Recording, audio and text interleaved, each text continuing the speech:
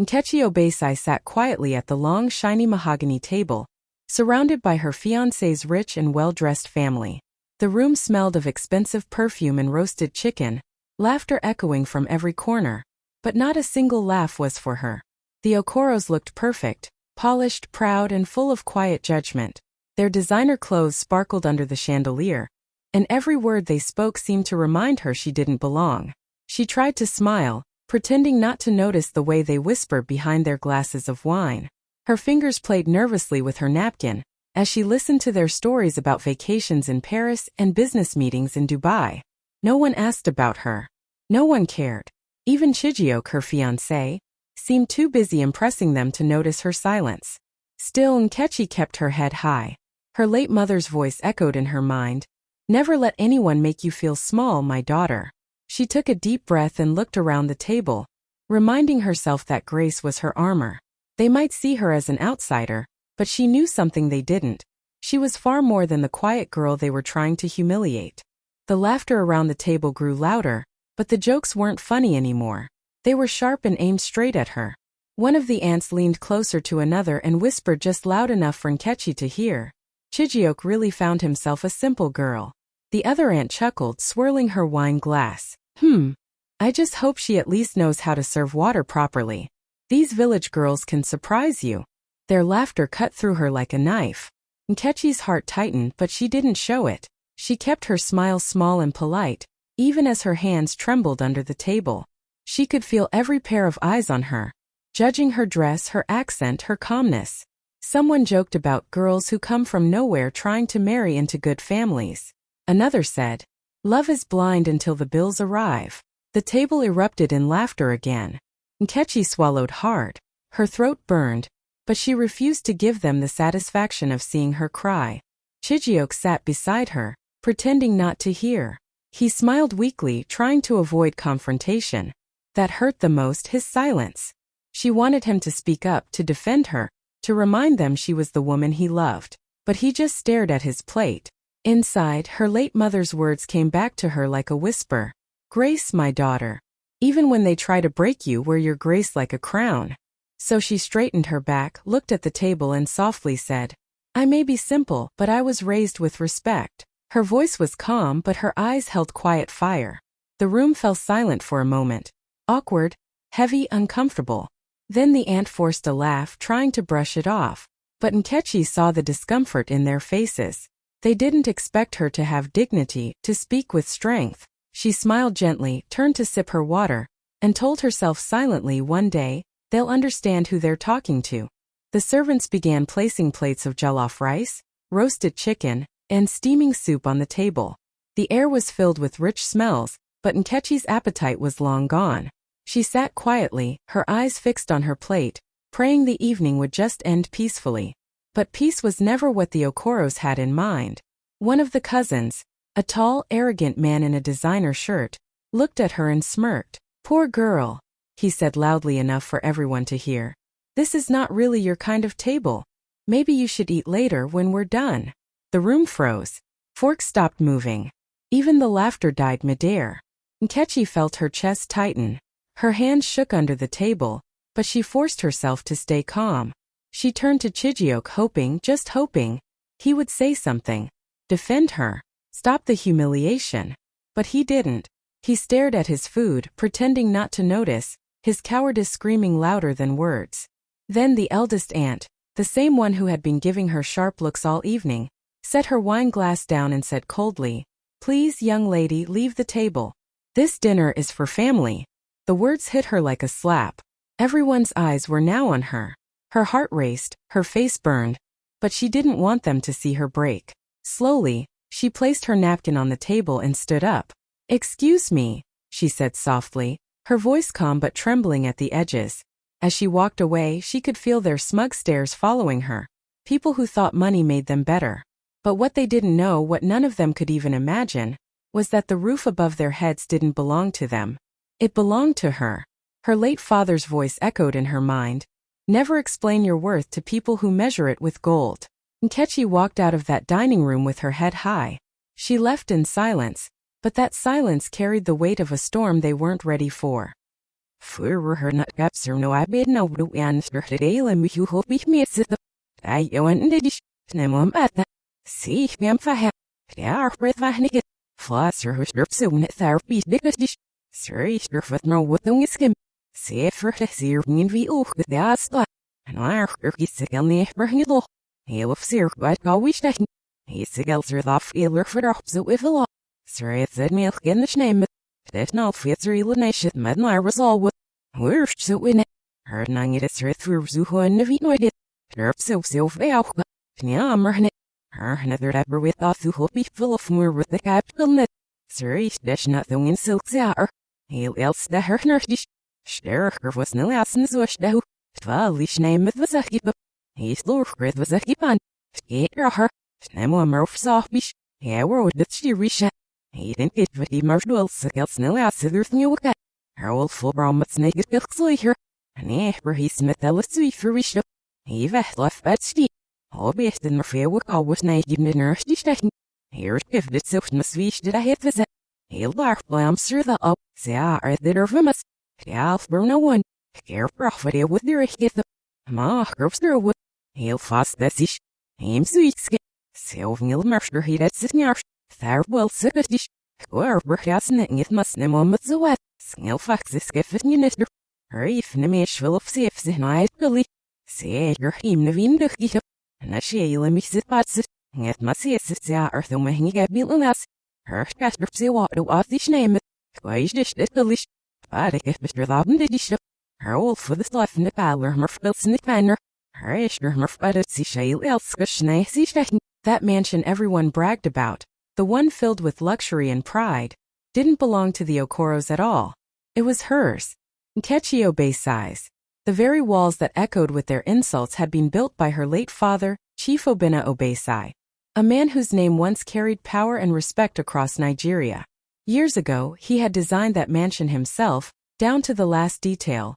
The marble staircase imported from Italy, the mahogany dining table from Ghana, the grand chandelier from France.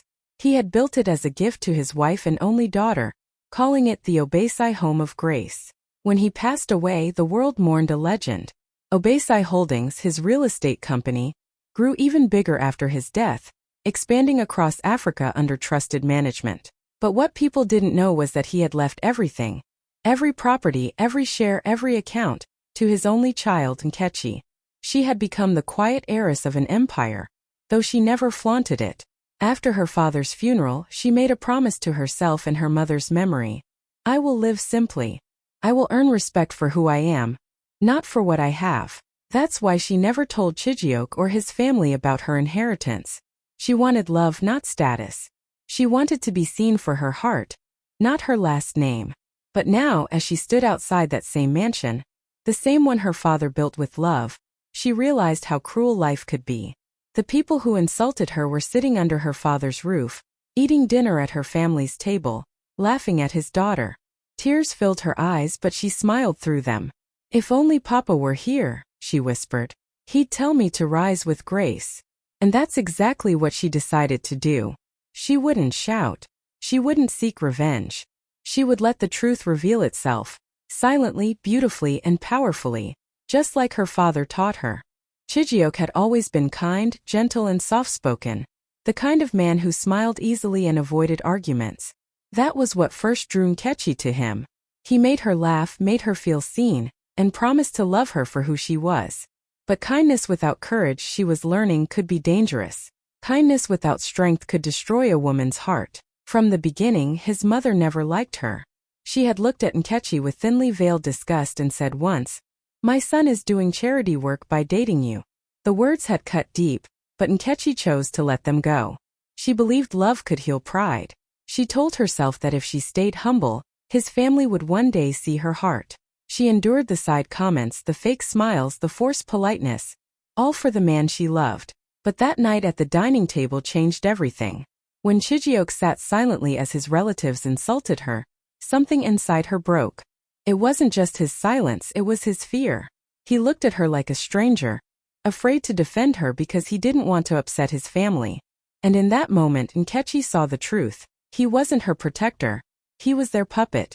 After she left the table, she waited. thinking maybe he'd come after her, apologize, or at least call her name. But he didn't. He stayed inside, pretending everything was fine, while she stood outside in the cold night, holding back tears. She finally understood that love means nothing without respect. You can give your heart to someone, but if they can't stand beside you when the world turns cruel, then what you have isn't love, it's weakness. That night, standing under the stars, Nkechi whispered to herself, "I deserve more." And for the first time she truly believed it. The next morning the sun rose quietly over Abuja, painting the sky in soft gold and pink. Nkechi sat on her small balcony with a cup of tea, her mind still heavy from the night before. The voices from that dinner echoed in her head, the laughter, the insults, and most painfully Chijioke's silence. She felt tired, but deep inside, a strange calm had replaced her hurt. It was as if something inside her had shifted, a quiet strength she didn't know she still had. Her phone began to ring. She glanced at the screen. It was Mr. Kalu, her father's old lawyer. She hadn't spoken to him in months. She took a deep breath and answered, her voice steady but soft. "Good morning, Mr. Kalu." "Good morning, Madam Nkechi," he said warmly. "I wanted to inform you. The property transfer is complete. The Okoro mansion is now officially under your name. Your late father's acquisition has been finalized. All documents are ready for your signature." For a few seconds she couldn't speak. The same house where she was humiliated just hours ago, the same house her fiancé's family treated her like an intruder, now legally belonged to her, felt almost poetic. Destiny's quiet justice. A small smile spread across her face as she looked out at the morning light. "Perfect timing," she whispered, her voice calm but full of meaning. "Would you like me to deliver the documents today?" the lawyer asked. "Yes," she said softly. "Please do." When the call ended, Nkechi sat in silence for a while, her heart peaceful for the first time in days. She thought of her father, strong, wise, and proud, and whispered, "Papa, you always knew when the truth needed to show itself." At that moment she didn't feel angry anymore. She didn't need to prove anything. Life had already done it for her. The people who made her feel small were about to learn who she really was, and she wouldn't need to raise her voice to do it. A week later, the Okoros decided to host another family brunch. This time, a big event filled with wealthy friends, business partners, and socialites. They called it a welcome party for an important investor visiting from Lagos. The mansion was decorated beautifully, fresh flowers in golden vases, soft music playing, servants moving around with trays of champagne. It was meant to be a perfect show of class and power. But the truth was, they were still celebrating under a roof that no longer belonged to them. Of course, they didn't invite Nkechi. After that humiliating dinner, they had quietly erased her from every family conversation. In their eyes, she was gone. Another mistake Chijioke would soon get over. But destiny, as always, had its own plan. That morning, as Nkechi stood before her mirror, she didn't see the quiet, timid girl they mocked. She saw the daughter of Chief Obinna Obesai, confident, calm, and in full control. She wore a stunning gold Osuoke gown that shimmered in the sunlight, her head wrapped in a perfectly tied gele that framed her proud face. Her makeup was soft but powerful, the look of a woman who had nothing to prove, yet everything to show. When she stepped out of her car in front of the mansion, people turned to look. Conversations paused. Even the guards, who once ignored her, quickly bowed in respect. The air seemed to shift, quiet, heavy, electric. She walked toward the entrance with slow, graceful steps, her heels clicking on the marble floor. Inside, laughter filled the room until someone gasped softly, "Is that Nkechi?" Every eye turned toward her. She smiled politely, her eyes steady and calm. "Good afternoon," she said, her voice gentle but commanding. "I hope I'm not late." The room fell silent. In that moment, without raising her voice, Nkechi owned every breath in that space. The same woman they once asked to leave the table had just walked back into her own house, not as a guest but as the true owner. The moment Nkechi stepped through the glass doors, the entire room seemed to pause. Conversation stopped mid-sentence, and laughter turned into awkward silence. The clinking of glasses faded as all eyes shifted toward her. The bright afternoon sun streamed through the wide windows, catching the shimmer of her gold Osuoke gown. She looked radiant, elegant, calm, and untouchable. The same aunt who had mocked her at the dinner almost dropped her wine glass. Her jaw tightened as she whispered, What is she doing here? The other guests, unsure of what was happening, exchanged confused looks. Some smiled politely, thinking she was just another invited guest. But the Okoro family knew better. They hadn't invited her. And yet, here she was walking in like royalty. Nkechi's steps were slow and graceful. Every movement carried quiet confidence. She didn't rush, didn't look nervous. She simply owned the moment. Her perfume filled the air, soft and expensive, matching the calm authority in her presence. When she reached the center of the room, she smiled gently at the aunt who had spoken. I believe, she said, her voice smooth and steady. I'm right where I belong. Her words hung in the air like music, calm but powerful, polite but piercing. A few guests turned to look at each other, whispering. Who is she? Someone asked. She looks familiar. Another muttered. She carries herself like a queen. The Okoro family tried to force smiles, pretending everything was fine. Chijioke looked stunned, his glass trembling slightly in his hand. His mother's face hardened, but she said nothing. Nkechi walked further in, greeting a few guests with gentle nods. Good afternoon, she said warmly. I hope everyone is enjoying the event. Her tone was peaceful, but something about her calm made the entire room uneasy. She wasn't the poor girl they remembered. She was the woman they underestimated. And though they didn't know it yet, this gathering wasn't theirs anymore. Kek. As Nkechi stood gracefully in the middle of the room, people still whispering, the atmosphere grew tense. The Okoro family tried to act normal, forcing smiles for their high society guests, but confusion lingered like a heavy fog. Just then, a young waiter approached her politely, holding a folder and a pen in his hand. Good afternoon, Madam Owner, he said softly, bowing slightly. Please, your signature is needed for the event bill. The room went completely silent. It was as if time froze. Every single person turned to look at the waiter, then at Nkechi. The word Madam Owner echoed in the air like thunder. Madam what?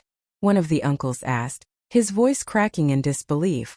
The waiter, looking a bit nervous, repeated clearly. Madam Owner, sir. This property and the entire estate belong to Miss Nkechi Obei-sai. A glass slipped from someone's hand and shattered on the marble floor. The aunt who had mocked her earlier nearly dropped her wine again, her face pale with shock. Guests began to murmur, unsure if they had heard correctly. Chijioke's eyes widened. Nkechi, what is he talking about? He asked, his voice shaking slightly. Nkechi didn't rush to answer. She simply smiled, that soft, calm, confident smile that came from knowing the truth was finally speaking for her. She took the pen from the waiter, signed the paper elegantly, and handed it back. Thank you, she said kindly. Please make sure everything runs smoothly. Yes, madam, the waiter replied, bowing again before walking away. You could hear the guests whispering. She owns the mansion? Is she serious? Wait, the Okaros don't own this place?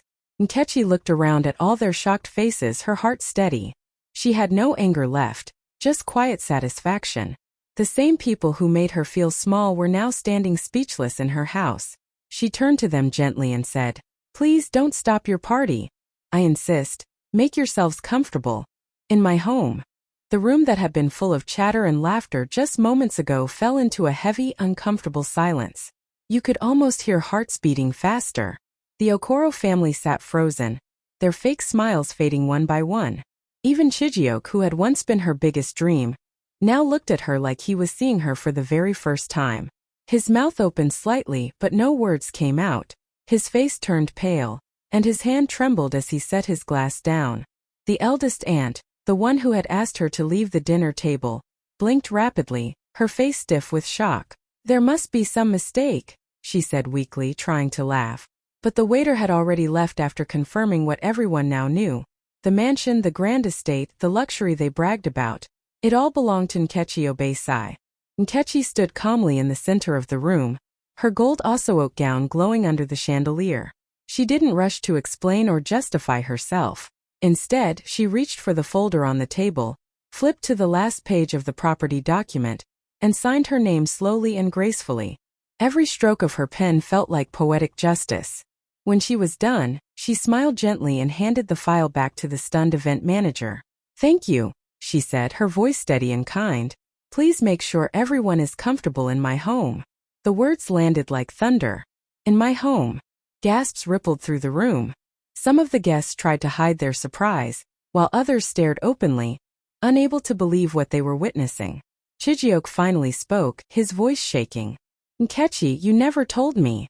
She looked at him calmly and replied, "You never asked." Then she turned her gaze toward his family, still frozen in disbelief. In that moment, Nkechi didn't need revenge or raised voices. Her power was in her peace. The same woman they once humiliated was now standing tall, calm, and untouchable, owning not just the house but her dignity. Nkechi stood still for a moment, letting the silence linger. Every pair of eyes in the room was fixed on her, shocked, confused, and embarrassed. Then with a quiet breath, she turned to face them. Her voice was calm, soft, but carried a weight that filled every corner of the room. "My father bought this mansion years ago," she began. "Chief Obina Obesai, maybe some of you have heard of him. He built this home long before the Okoros ever moved in. When he passed away, everything he owned was left to me." A few guests gasped softly. The Okoro family looked like the ground had been pulled out from under them. Chijioke's mother's lips trembled, her eyes darting toward the walls as if seeing them for the first time. Nkechi continued, her tone steady and graceful. "I didn't correct anyone before. I thought staying humble would earn me respect. I thought people would see my heart, not my background. But I was wrong. In your world, respect only comes when there's money attached to your name." Her words were not angry. They were honest, full of quiet truth. She looked around the room, her eyes meeting each of theirs. "You judged me because I didn't show what I had. You mistook humility for weakness. But strength isn't loud. Sometimes it just waits for the right moment to speak." No one said a word. The air felt thick, almost sacred. Even the guests who didn't know her could feel the power in her calmness.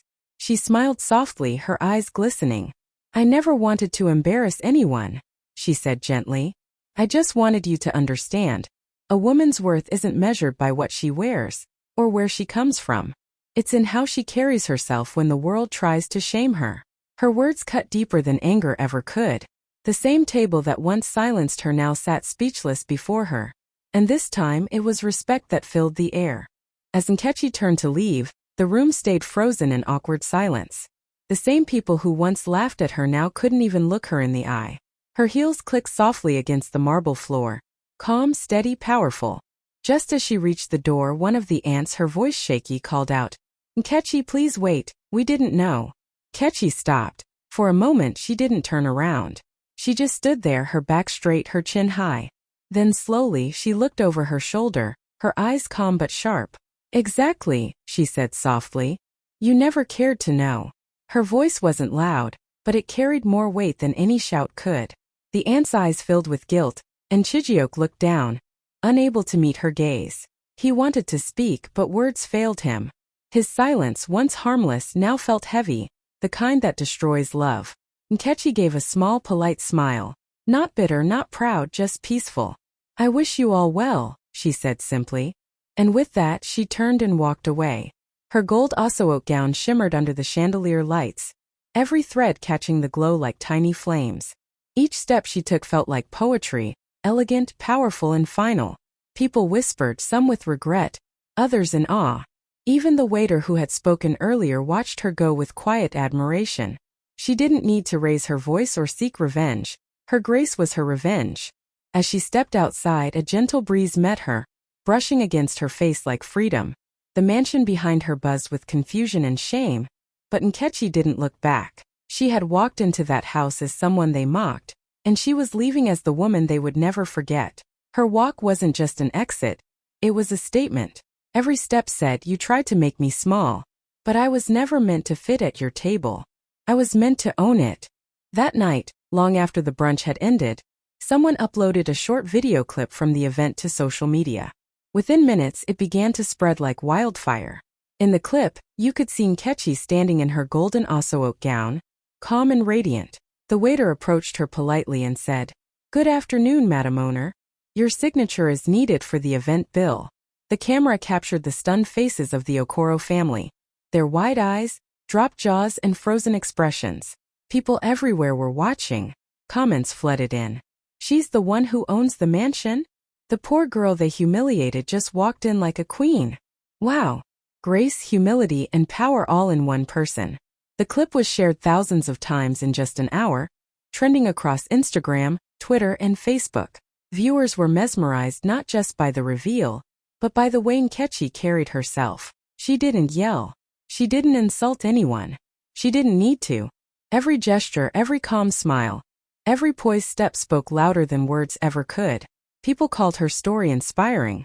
"This is how a woman rises with dignity," one comment read. Another said, "She didn't need revenge. Her grace did it for her." Even news outlets picked up the story the next morning, sharing the clip with headlines like, "The poor girl who owned the mansion," and "Abuja heiress turns humiliation into graceful power." The world was watching, captivated by her quiet strength. In the following days, messages poured into Nkechi's phone, strangers praising her courage, telling her she had inspired them to stand up for themselves, to carry themselves with dignity no matter the circumstances. She read them all, smiling softly. For the first time, she realized the true power of her father's lesson. Humility and patience could speak louder than anger, pride, or revenge.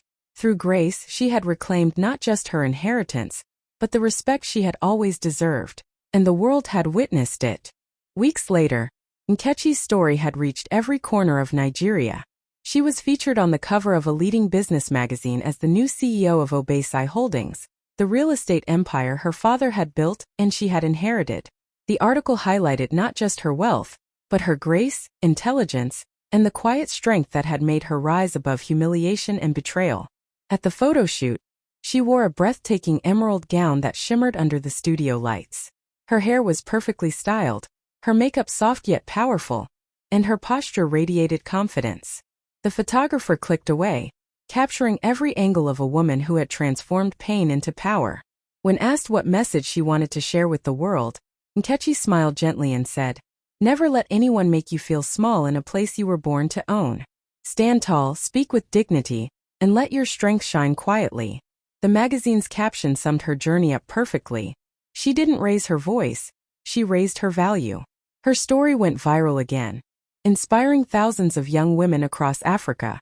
They shared her photo, her words, her journey from humiliation to triumph. Nkechi looked at herself in the mirror that evening, the emerald gown flowing around her like liquid light. She remembered the dinners, the insults, the moments she had doubted herself. Now she didn't just own a mansion or a company. She owned her story, her power, and her destiny. In that quiet moment, she whispered to herself, "I didn't need to fight to be seen. I just needed to rise." And with that, she smiled fully, confidently, completely.